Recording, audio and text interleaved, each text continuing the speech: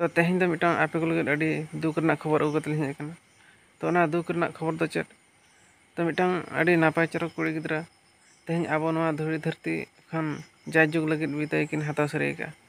तो उनकिन दो ना अकोय ओना ना बांग पे बड़ाय का मेनखान हुए तो पाले जहाँ करगे आर मोबाइल करे हूँ पाले पे नेल तियो बहाना काट किना मेनखान उनकिन तो उनकिना उपरुम ना ठोका से अलिंग हाँ बालिंग बड़ाय मेनखान अलिंग हाँ उनकिन दो इंस्टाग्राम को गेलिंग नेल बड़ा काट किना तो जस्ट नोडे ना अलिंग अकिना इंस्टाग्राम लिंग दिखा पे कना अकिना फोटो नोडे लिंग दिखा बेन कना तो उनकिना इंस्टाग्राम रना आईडी दो हुयुग कना अनु सोरेन तो आपे पे नेल दाड़ा कन गया तो अकिना नितुम दो हुयुग कना बासंती सोरेन मेनते ना तो अकिना अतु दो ओकारे अलिंग हाँ निद होते ठोका से दो बालिंग बड़ाय मेनखान जेहेतु नवा खबर अकिना नवा नास खबर लिंग आंजम केद खान अड़ी दुख लिंग आइका क्या तो ओना खातिर नवा वीडियो दो लिंग बनाव क्या तो ओनाते आपे हों कटी लिंग बड़ाय हचेत का तो तेहन अकिन लगी नवा धुरी धरती दो न्यूत कना मेनखान चेत बोन मेना हेज अकान माने बोन जहाँ तिसो रुवाड़ मा रुवाड़ होयाबोन गया मेनखान अकोया अका हिलो शेर चावले तहना तो इना हिलो मा विदाय हुयो गया आदो चेत बोन मेना तो ओनागे नासेना अकिना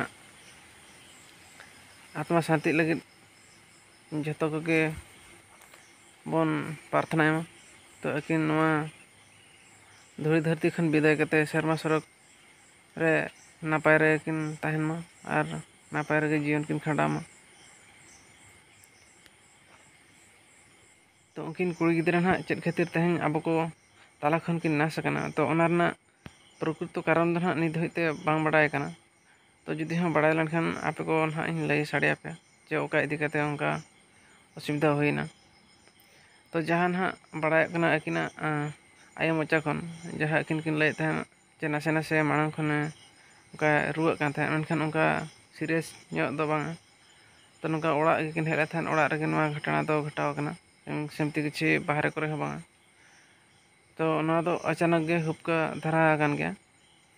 तो ना ठोको से निद होते बांग बड़ाय कना जुदी हम बड़ाय लनखान आपे को ना नासे बड़ाय हो चपे तो नितो नासेना अकिना नास ऑक्टो रेना चितर आर बांग इना समय रेना नासेना वीडियो बन नेल ᱧᱚᱜᱟ